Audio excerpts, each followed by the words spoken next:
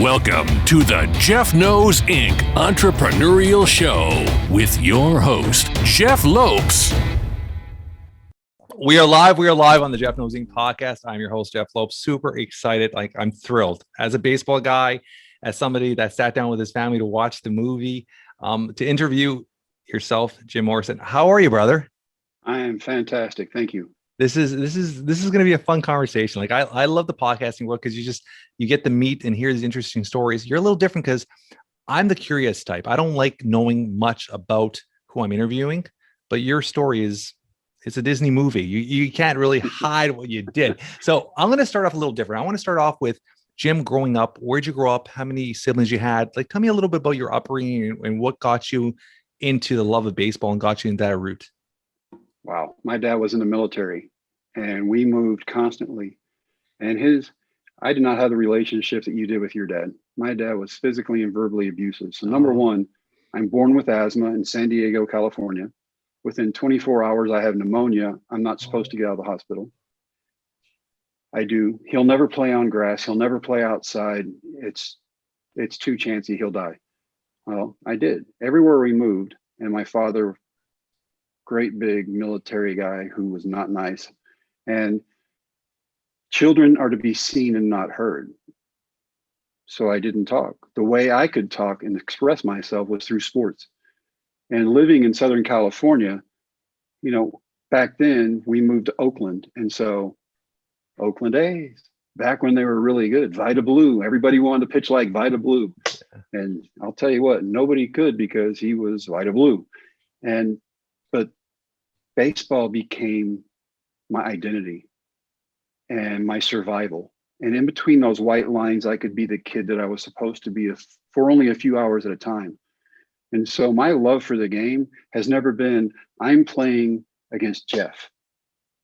I'm playing to make myself better. And so I'm playing against myself to see if I can improve one thing every single time I go out. And if I can do that, then I'm getting better. I don't care who's on the opposing team. I just want to make myself better so I can be a better teammate so I can help us try to win. And I played baseball in the dark. I would throw the ball up and down at night in the bed and catch it. Sometimes I got hit in the mouth because I didn't see it. But baseball for me was life because baseball coincides, I think, with chess. And you're always trying to make a move 2 or 3 times before you think the other person's going to make a certain move. So it's like life. And so I look at life like a big baseball game. And what can I do now? Like, you made a big sacrifice 10 weeks ago, and you're trying to figure out what your next moves are going to be on the fly.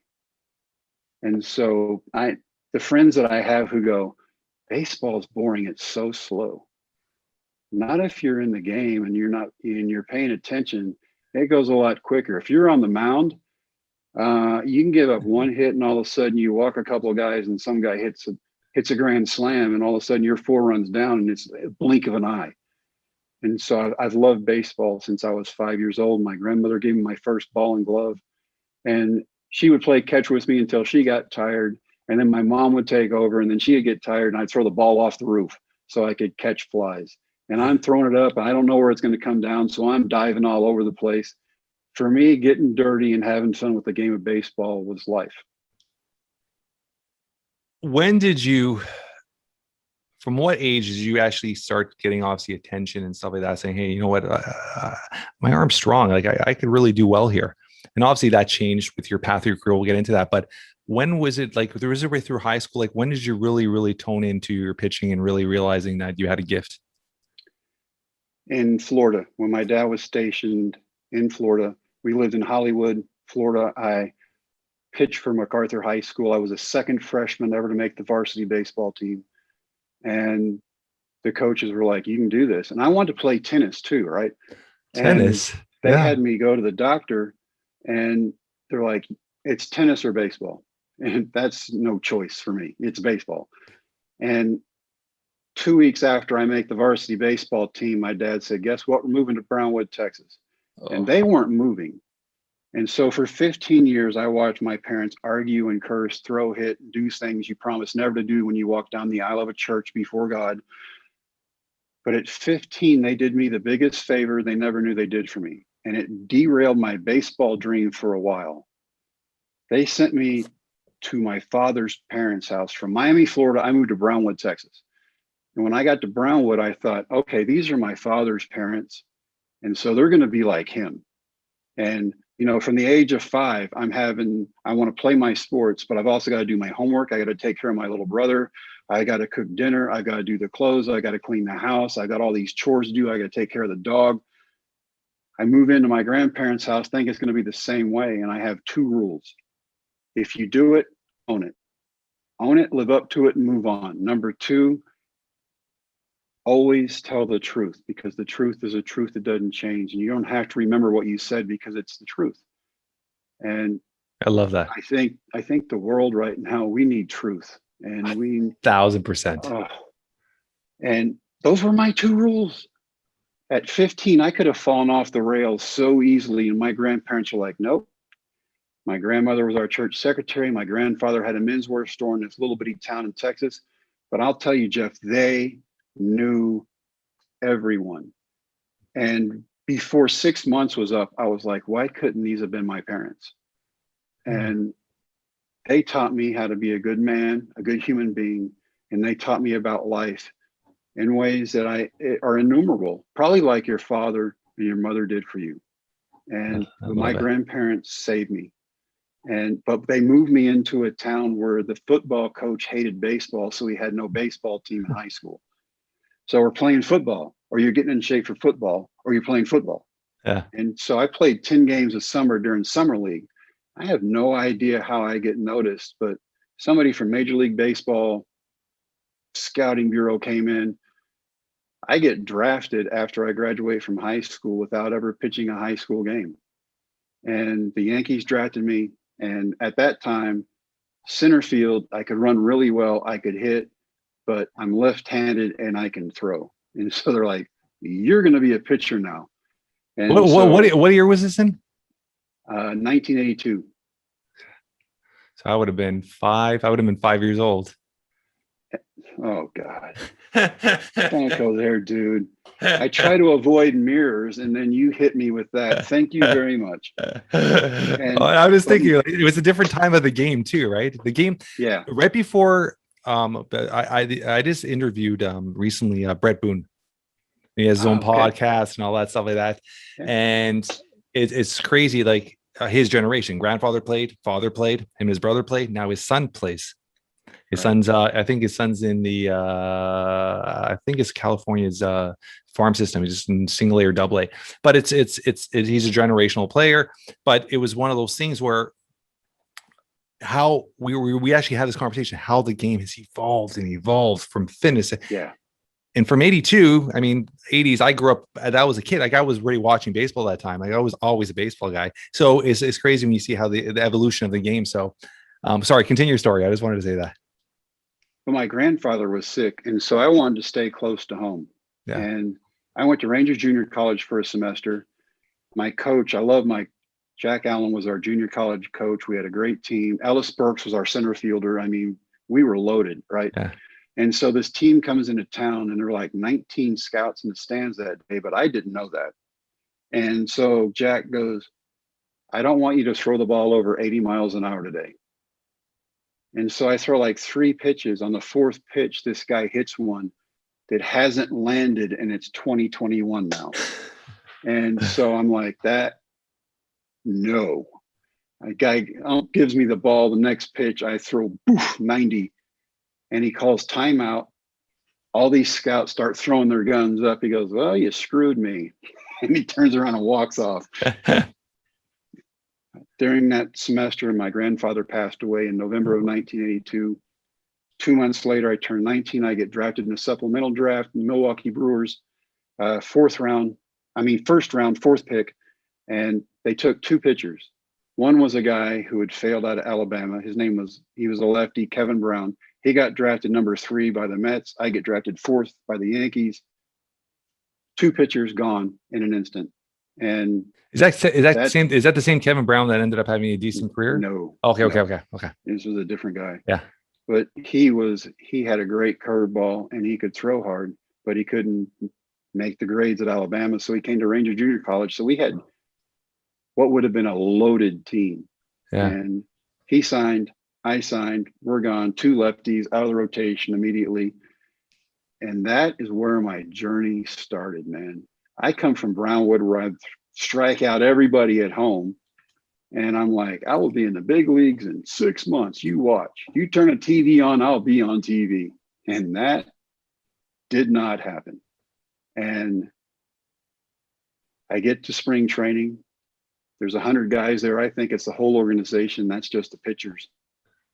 And It's so crazy, huh? And I'm like, wow.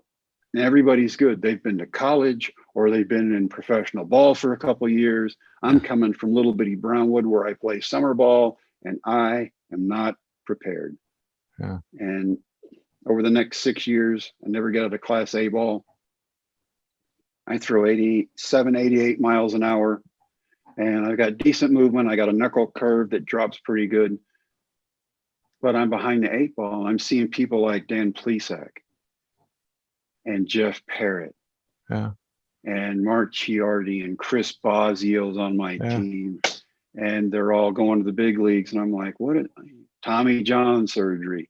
Okay, I'll work on my elbow. Okay, now your shoulder's bad, and now you're going to have shoulder surgery. And so by 24, I'm out of the game already. And just to call a timeout real quick, in 82, it was all about running. Pitchers don't lift. You'll get tight and you can't throw hard. And so we're going to run. And we're in Phoenix. It's 120 anyway. We have rubber tops on, and we're running 30 minutes a day. And then I come back in 99, and it's not about running. It's about a few sprints. We lift and lift and lift, and then we long toss and we get stronger. And the game had changed. And then, today they're doing hand-eye coordination on computers, and they're doing things.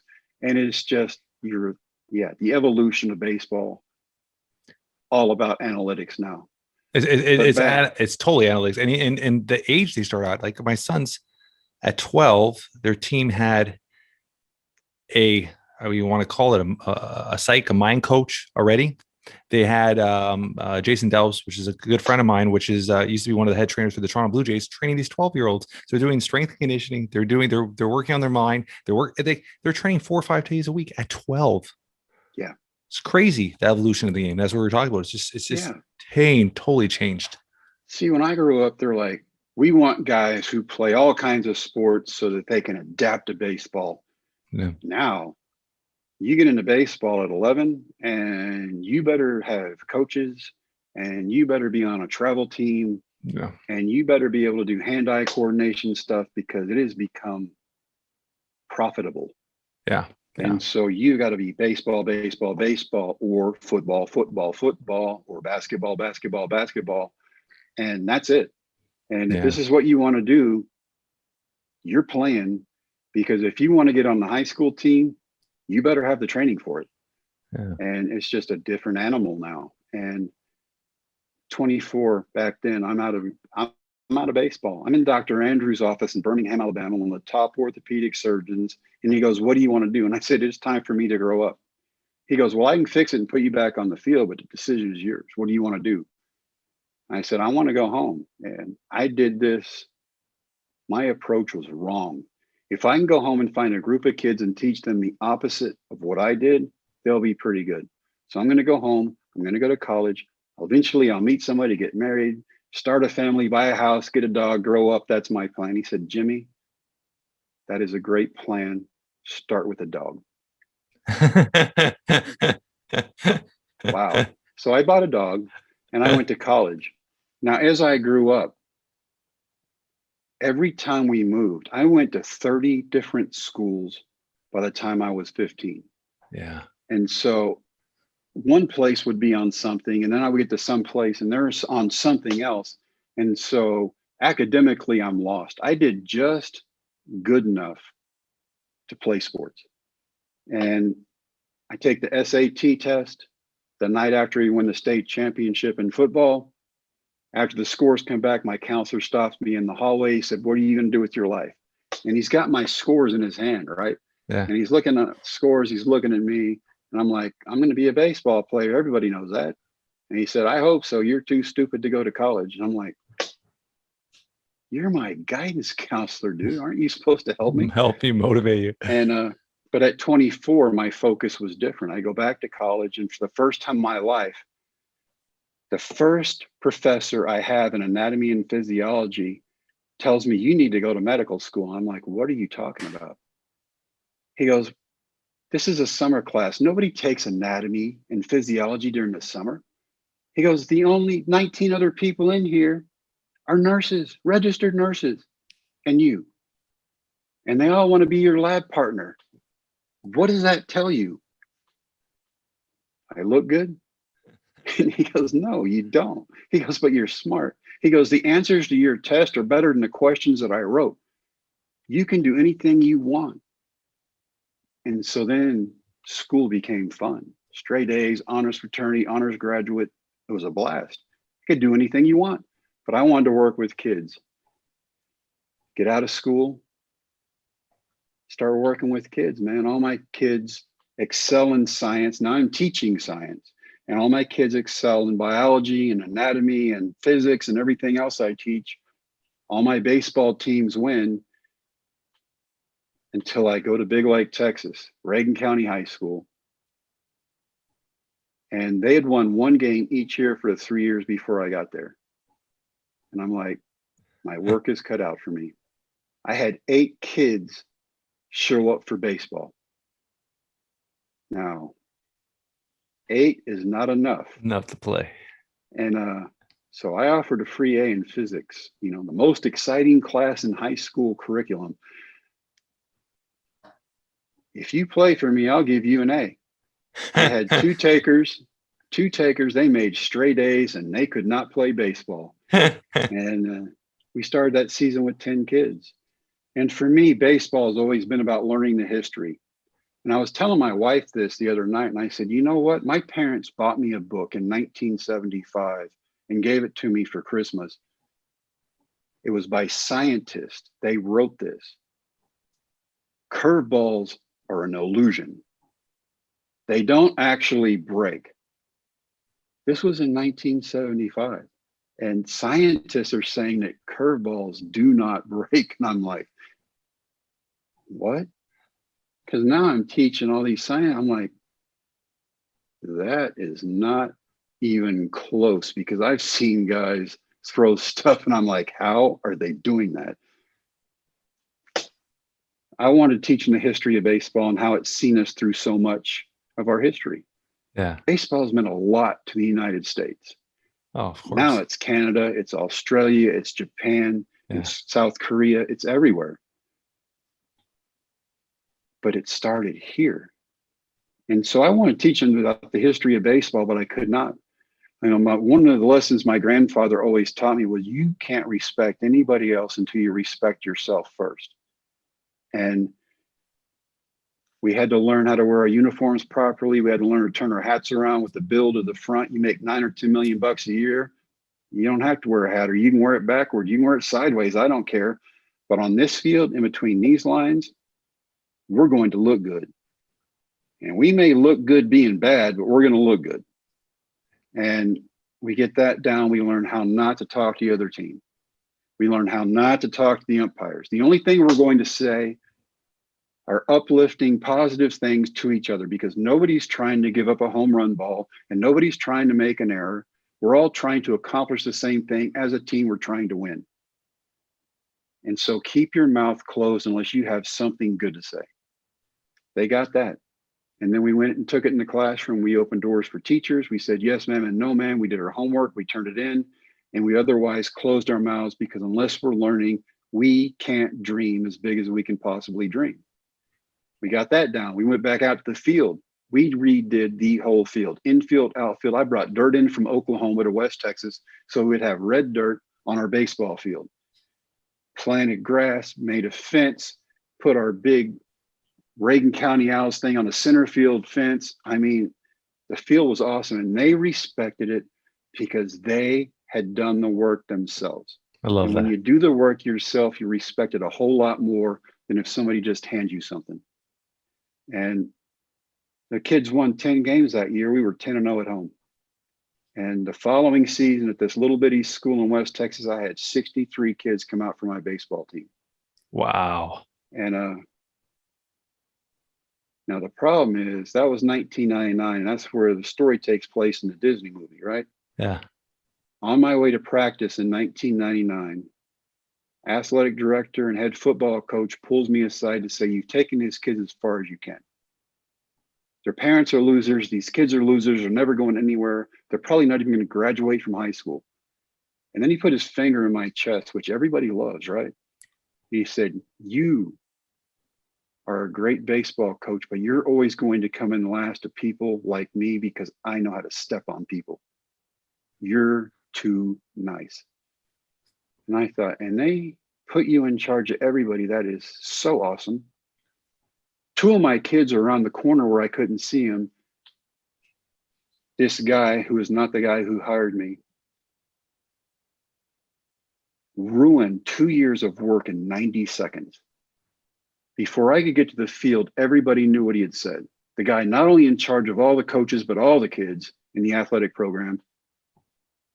We're losers. People come through here on the way to somewhere else, coach. And that sent me at the age of 35, that sent me right back to when I was 19.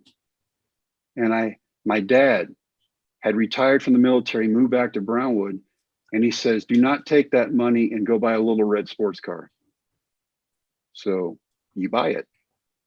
I bought the little red sports car. I drove from Brownwood to Phoenix. On my way, I drove through Big Lake, Texas. And I thought, who would live here? See, and God has a sense of humor. My grandfather taught me that. 15 years later, that's where I live. But I knew what the kids were talking about. And so when the movie opens up after the Nuns, the first two games are 15-1 and 15-0. We get run off the field, run ruled, we're done. Send the kids down the left field line. I stood on home plate and I just said a prayer. And I said, God, what can I do to help these kids? How can I push them without breaking them? How can I get them to dream? How can I get them to see their true worth? And the answer was so simple and hit me immediately. Go down there and teach them what your grandparents taught you. So I walked down there and I started teaching them everything that my grandparents taught me. You're born with your name and you die with your name. What you do with it in between is a legacy you leave behind for everybody else. Who do you want to be? If you ever make a promise, you live up to that promise no matter what, because at the end of the day, when you pass away, you're going to be remembered for one thing. Did you live by your word? Were you honest? It takes a lifetime to build good character. It takes one mistake to destroy everything you've ever worked for. Who are you? It all comes back to that. Who are you and what do you stand for?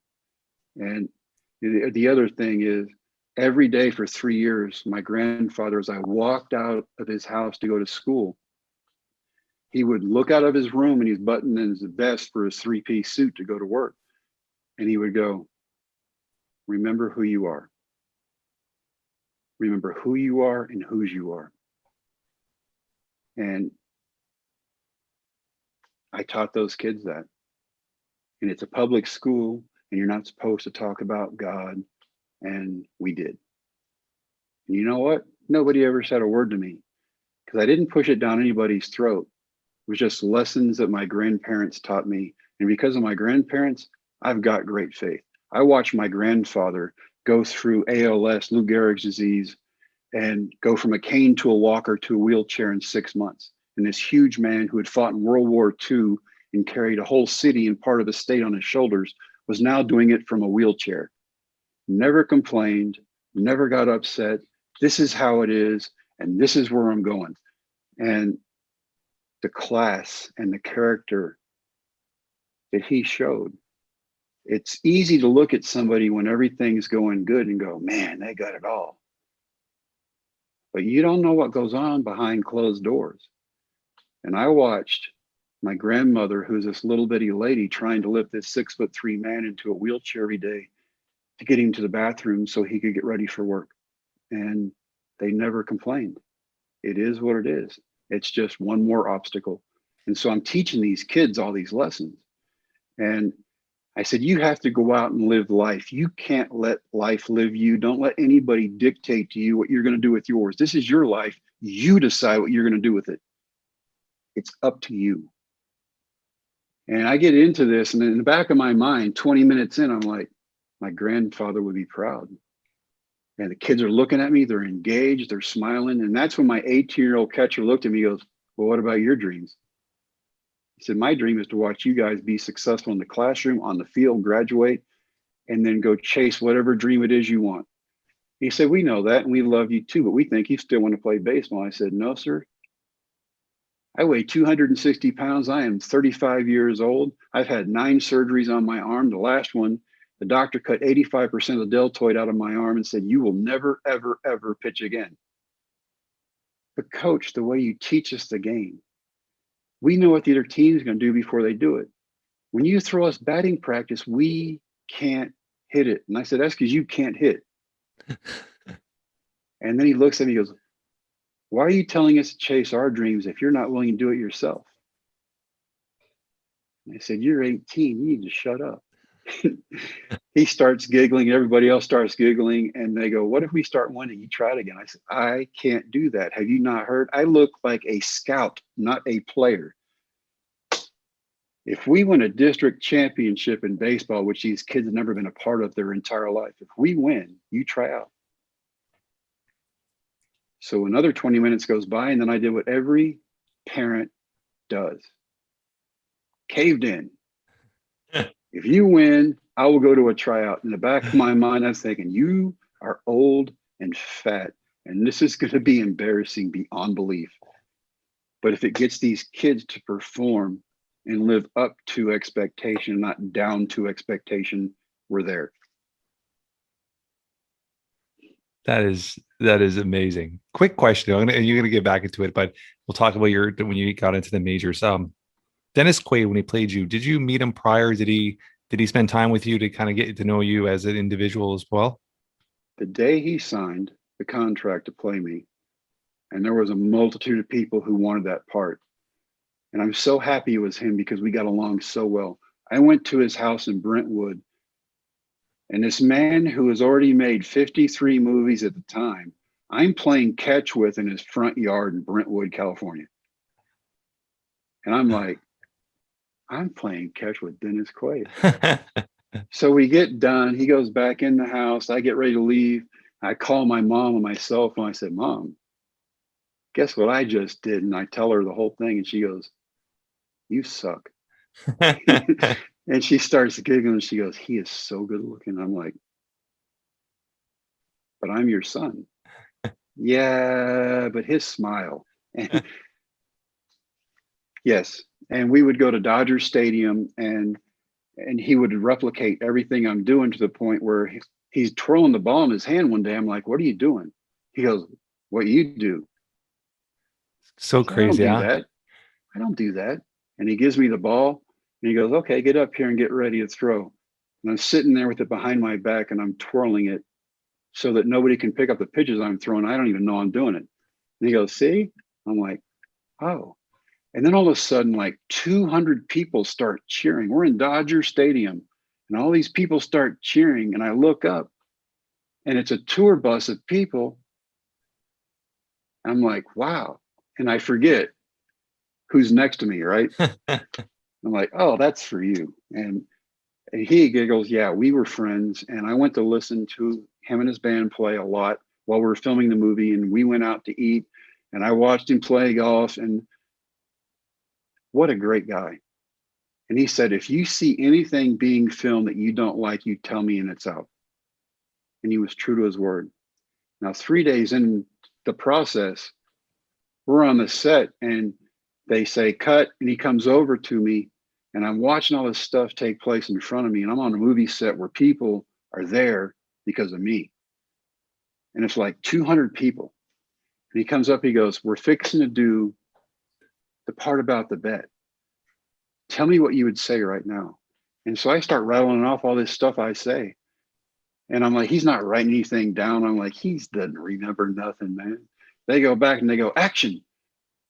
Almost word for word. He starts spitting out everything. I'm like, oh yeah, you do this for a living. And he would giggle at stuff. And then we would do interviews, And he would look at me, he's like, how did you come up with that like that? And I'm like, I'm a guy. I've been in a locker room, man. If somebody talks trash, you talk it right back. That's how it goes. Because we're in New York doing interviews. And we're like, hey, do people wave like they do in Texas? I said, yeah, but with less fingers. And he's like, he almost falls out of his chair while we're doing an interview, man. He just loses it. He goes, that is so quick. But yeah, great guy. So you signed with Tampa, or you went for the trials, you signed with Tampa, like in the movie. When you hit the minors, did you have that hope of getting up there again, or was that in your head like this is not going to happen? No, I already had a job in Fort Worth at a great big high school, and I was going to be assistant football coach and head baseball coach. And my deal was I'm getting to be a kid again for a summer at 35. This is so cool. And so they send me to rehab camp after I sign. They take away my Dr. Peppers and my tortillas. And after I throw, I'm like, I'm done. It's Florida. It's hot. It's humid. I'm going to shower. They're like, oh no, now we run. And now we do PFPs, and they're drilling balls back at me. That's my job, is to hit balls at people. And now they're hitting them at me. And I'm like, oh, I forgot about all this stuff. I thought I was just here to throw. And so 3 weeks of the worst diet that ended up being the best thing that happened to me that I never want to be on again. And then they send me to AA. I'm already higher than I was the first time around. You go straight to AA. I walk in to the clubhouse, and the Orlando Rays are playing Zebulon Mudcats or something, or Catfish. Or I walk into the clubhouse. This kid looks up and he goes, hey, we got a new coach. Okay, I don't like you. Yeah, you suck. And I throw the first night. I come in with a guy on first, and you're going to love this. What do you think the first thing I did was before I ever threw a pitch? I don't know. I'm a coach, and I'm a former player, and this should never happen. The guy on first jukes, and I balk before I ever throw a pitch. And Ray Searage is the pitching coach, right? Yeah. And so I'm sitting there on the mound, and I'm giggling, and he comes out, he goes, what are you laughing at? I said, I am a coach. I am not supposed to do that. My kids would be all over me. And he starts laughing. Then the ump comes out, and I tell him, and he starts laughing. We get back, strike the guy out, innings over, 91, 92. They're like, he's not crazy, he's pretty good. The second night in AA, 2 innings, strike out 5 guys, 98, 99 miles an hour. And they're like, wow. Next day, I'm in AAA. And for the next 2 months, I'm watching guys on their way up, on their way down, and guys just trying to hold on. And I'm having a blast being a kid again. That's amazing. That's amazing. So when you got that call, who was the first person you called? Call my son. How many children do you have? How many children do you have? Okay, I have 3 from a former marriage. My wife had 2, so we raised 5 kids. 5 kids. So it's a full house, almost the Brady Bunch. That's a full house. It is. I'm not making fun of anybody, but we look like a group of Mormons when we go anywhere. And I would see these people walking in with like 5 kids. And I go, God, you got a lot of kids. I'm like, my wife would go, we have that many. I'm like, oh. And none of them like baseball. And so after President Bush watched the movie, he invited my son and I to the White House. Oh, Cal awesome. Ripken's doing his T-ball deal, and he wanted to meet me. And I was supposed to go while he watched the movie, but I had already signed a contract to go to Hawaii and do a speech. Yeah. And so he invited us later. And so we're sitting there at this T-ball event that Cal Ripken's doing, right? Yeah. And so all these famous people are there. The president of the United States is there. And my son, the president, looks at my son and goes, Hunter, are you going to be a ball player like your daddy? This is a guy who loves baseball, owned a major league baseball team. The Rangers, yeah. My 10-year-old son looks at me and goes, no, sir, baseball sucks. You did not just say that to the president of the United States. Because I'm going to be a lawyer. At 10, he's a lawyer. He's 31. I love it. I love it. baseball was my dream, and baseball helped keep me out of the house. It did not have to be any of my kids' dream. No. And I never pushed it on them. Whatever they did, I was there to cheer them on. And but baseball for me saved my life. That and my grandparents. Love it. Let's talk a little bit about your book, Dream Makers. Yes. When did you take pen to paper? Is that your first book or you wrote prior? No, we did the Rookie alongside Yeah. the movie. And Yeah. it was the oldest Rookie in hardback. And then Disney wanted to buy the rights to the paperback. So they did, because, you know, they're Disney and they can. And so they put their art on the front, and the paperback became the Rookie. But this book, Dream Makers, was like 20 years in the making, Jeff. I have to tell you, I could never come up with an ending. And we had all this stuff, and we thought, this is how we're going to do it. But there was no, God gave me two endings. So chapters 9 and 10 are his endings. And I didn't have the parents you had, and I didn't have the tutelage that you had. The reason that I walked away from baseball, in 2001, I signed with the Dodgers. I'm in Chavez Ravine working out every day. I'm either there, I'm at Dr. Job's clinic lifting weights, and they're monitoring me. And so I would do that. I would go back and I would pitch and hit and run. Everything's fine. I'm throwing 98. I'm putting it where I want to. Here we go. They're building me up to be the closer. I leave there to go to spring training while they were still in Florida. I go through Texas, 5 days. I get to Florida, and guys start throwing the ball at me, and I can't judge the ball in 5 days. I'm like, what is going on? I teach baseball. I teach people how to bunt, how to catch the ball with the bat. I can't bunt at all. This one guy, Manny something, he's sitting there throwing. He goes, you just have to bunt it. I can't even contact. I'm like, I'm freaking out. And I don't want to tell anybody, because I'm like, but in my mind, I'm going, if you throw the ball up there at 98 and somebody hits it back at you 110, what are you going to do when they take the screen away? And it scared me to death. And I blamed what was going on an arm injury. And I said, you know what? I can't throw. I can't throw. And so I quit. And over the next 20 years, I had 70 surgeries, mostly on nerves. And eventually one of my doctors, my neurologist, says, we're going to do a brain scan. You're going to drink this radioactive fluid, and we're going to do a brain scan. I said, okay. And the test results come back, and you don't have any dopamine on the right side of your brain, and you have Parkinson's. And so I go to the #1 guy in the US, Parkinson's, in Houston, who has the worst bedside manner on the planet. I fired him immediately. And he goes, you've had over 30 concussions between football and baseball and everything else you've done, the car wrecks. He goes, you have CT-induced Parkinson's. What? And he gives me medicine. This is going to help. Carbidopa, levodopa. Here you go. And it helped. For like 3 years, I haven't been able to smell or taste food. My wife is now having to travel with me because I can't button the buttons on my shirt. We go to airports and we have to take escalators everywhere, because if I go up the stairs, my legs shake so bad, I almost fall down. And freaking out. You know, airports, how they are. People just stop and they're like, oh, my phone dinged. I couldn't stop. I'd run right into them if they were in front of me. And it just got worse. But the levodopa carbidopa combination ruined my stomach. And then so I have gastric bypass because my stomach doesn't work. That's another 30 surgeries. And my elderly mother, who I just had lunch with, is why I was late getting to you, bought me a cane like 5 years ago now. She bought me a cane to walk around the block.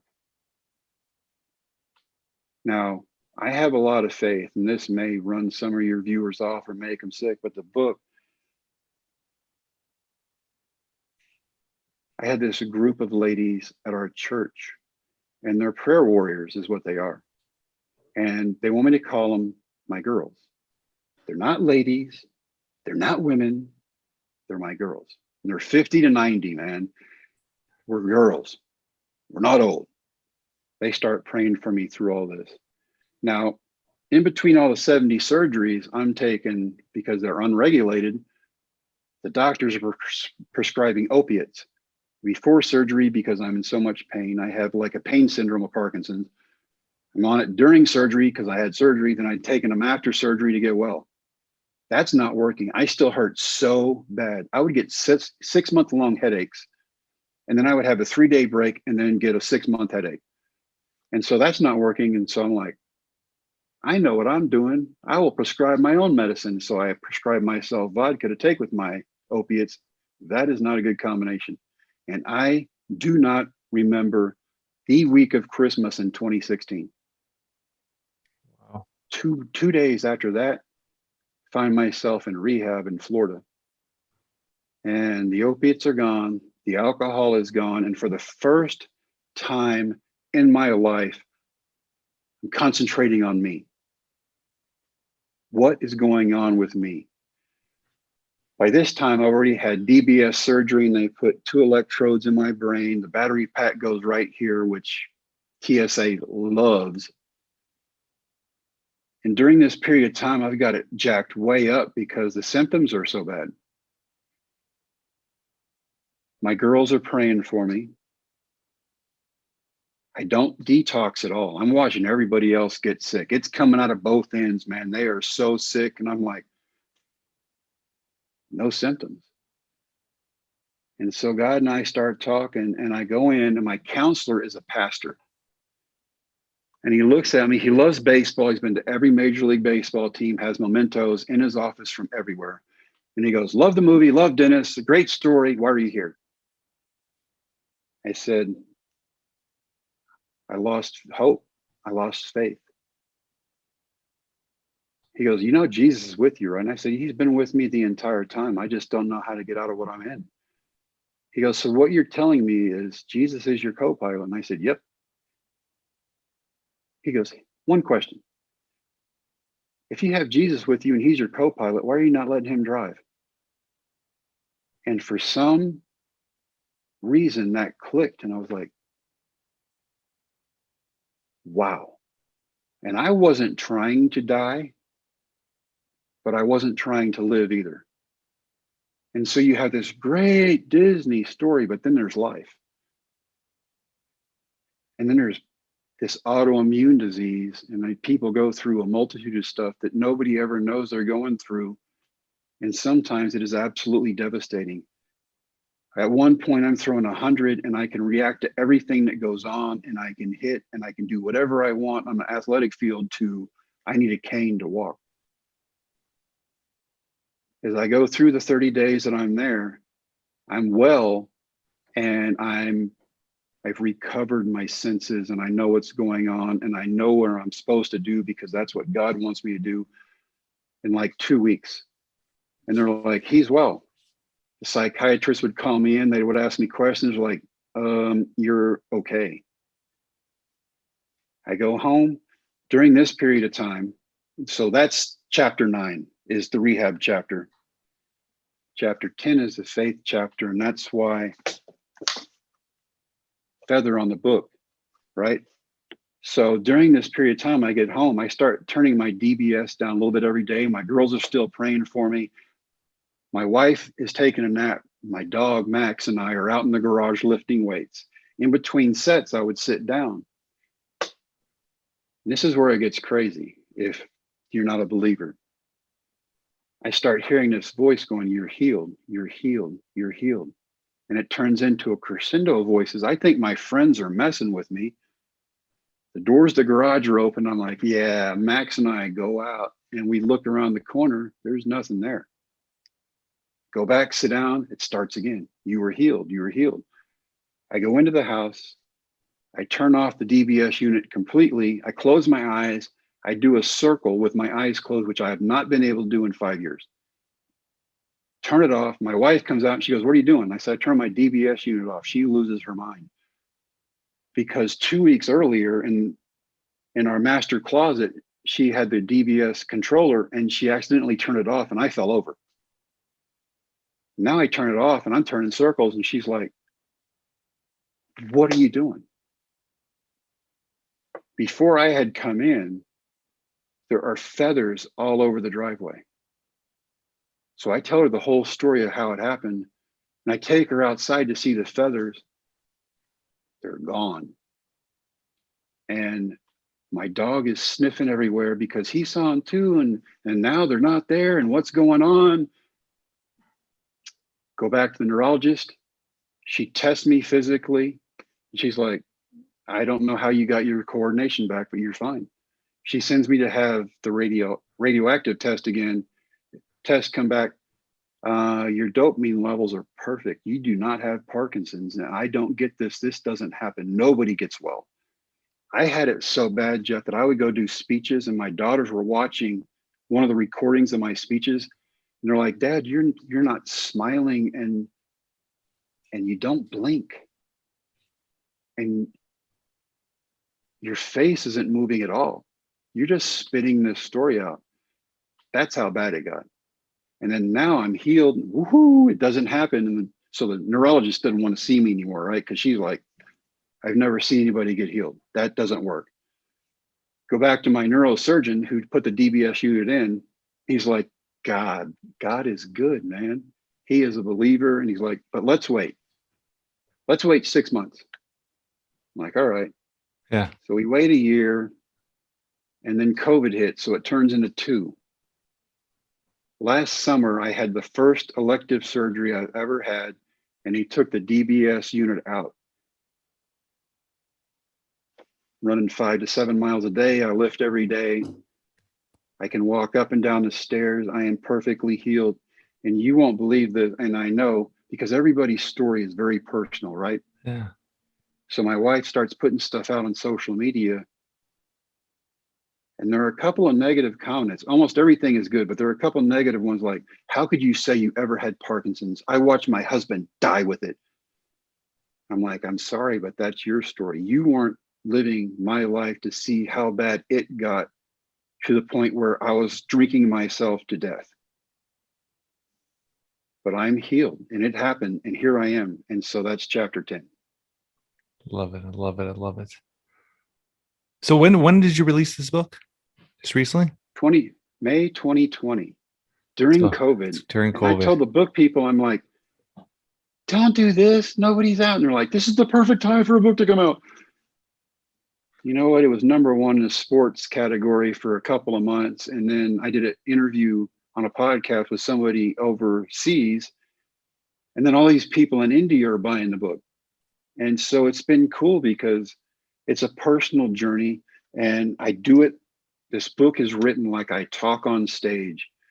And so you get the whole story. You get before baseball, to baseball, Disney movie, and then the rest is what has gone on through that journey of 20 years. I miss like 2 speeches because of my health in 20 years. I don't know how I do it, but I will sleep at home. I will get up, go to the airport. I will sleep in the airport till I get on the plane. I'll sleep on the plane. I get to the venue. I sleep until I have to talk. I go out and talk, blow it up. Everybody loves it. I go back and sleep until I have to go to the airport, and I sleep on all the way. That is 15 years of my life. And now I don't want to sleep. I don't want to sit still. And I want to live life to the fullest because I've got my health back. And it's the most amazing thing. It's so crazy. One thing at Jim is I'm a serial entrepreneur, but I'm all about family, but I still put my health above everything else. Yeah. And it's like that Oprah saying, like, you got to fill your cup up first, and you got to be able to take care of yourself, because if you cannot mentally, spiritually, and physically take care of yourself, you're not gonna be able to serve and help others. And it's amazing how you appreciate your health and appreciate your well-being, because I mean, that's the only way you're gonna be able to help and spread your word is obviously you being at your highest peak. So I love that you're doing. I mean, congratulations on this all, man. It's almost 2 parts of a Disney story. So I think we have the second part to still make into another movie, but this has been amazing, man. Where do you see yourself going with this? I mean, obviously doing your public speaking, your book. Where do you see yourself telling the story? Where do you see yourself going? Because there's so many people I think you still touch with this, right? Yeah. The last chapter of the book is 7 principles on how to become a dream maker. And so we're going to make a work study so we can do businesses, but I'm also doing a Bible study so I can go the other way. Because for 20 years, I've walked that line of you can't talk about your faith. You can't talk about your faith. But I don't beat anybody over the head with it when I'm on stage, but I've talked about it for 20 years. Yeah. And so I've got the story, but I've got the faith story too. And now I'm going to split it up, and I'm still going to walk that line because there are so many people that need help right now. I'll be honest with you, my 5 kids will not talk about my health because I think they're freaked out because they saw how sick I was and everything we went through. And here I am. And I couldn't have done it without a great partner and my wife. Well, it'll be 20 years next year. And what does she mean? What does she mean? What does she mean to you? Oh, the world. She's helped my faith become stronger. And she's been through really, really hard times. She's been with me through the addiction. And now she's with me and she's seen everything. And even her, sometimes she still will fall back into, are you sure you should do that? Yeah. Should you work out that hard? And she's like, never mind. Forgot who I was talking to. And she's right back. But she travels with me every speech because she wants to now, or we don't have kids at home anymore. And she loves watching audiences. And she goes, you know what? There's this aspect that when God walks in, because when you start speaking and you hit a certain point, like 2 minutes in, the room is dead quiet. Nobody's on a phone. Nobody's talking. They are glued to what you're saying. So it's been an amazing journey, and I look forward to growing old with her, and she's the best thing that's ever happened to me. I love it. I love it. I love it. I never had set questions, only one set question at the end where I ask all our audience, if something were to happen to you today, in a few words, how would you want to be remembered, described by your loved ones?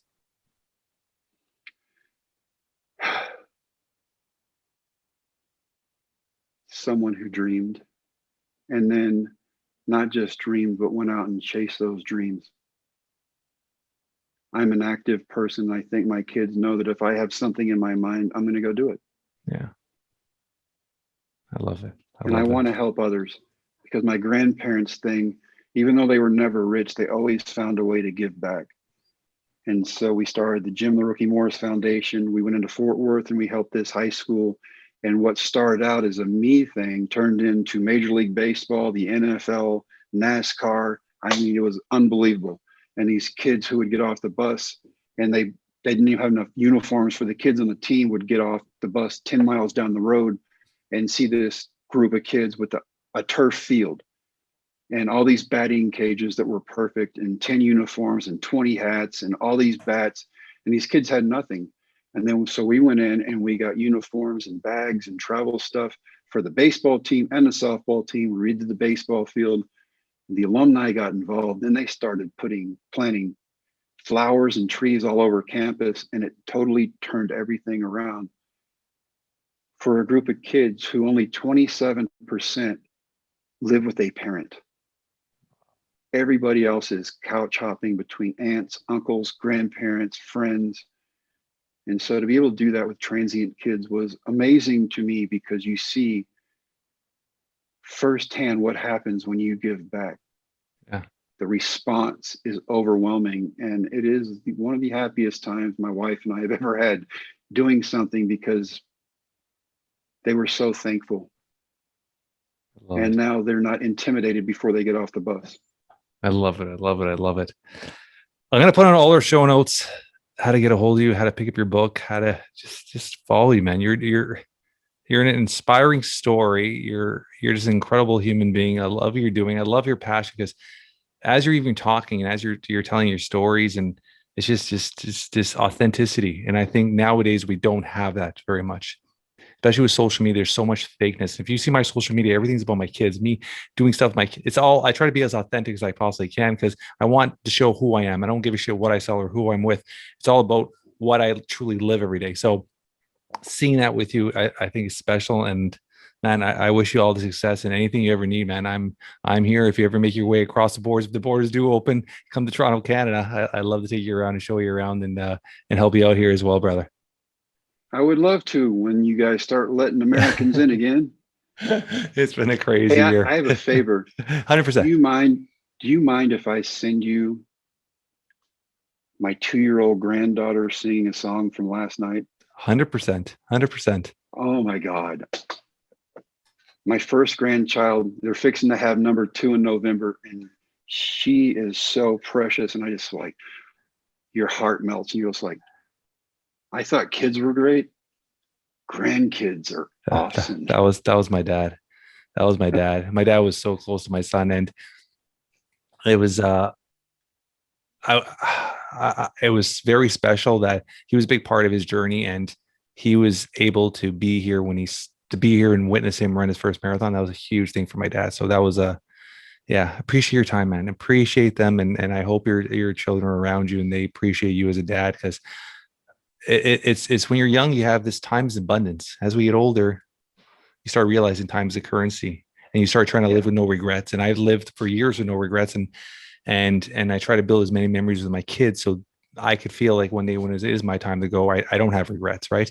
And there's never a right time. It's now. Just live with no regrets and try to live life to the fullest, because shit changes in seconds, and you've been through it.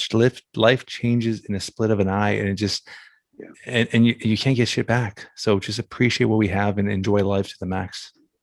Absolutely, man. Keep pushing your son. That is so awesome. I'm going to send you some videos too. Send me the video of your daughter, your granddaughter. I'm going to send Yeah. you some videos too. People put limits on everybody else. Yeah. And that's what we have to get rid of, I love that. because they're going to live down to expectation. Blow it up, man. Live up to expectation. I love it. I love it. Thank you so much, Jim. Yes, sir, Jeff. Thank you.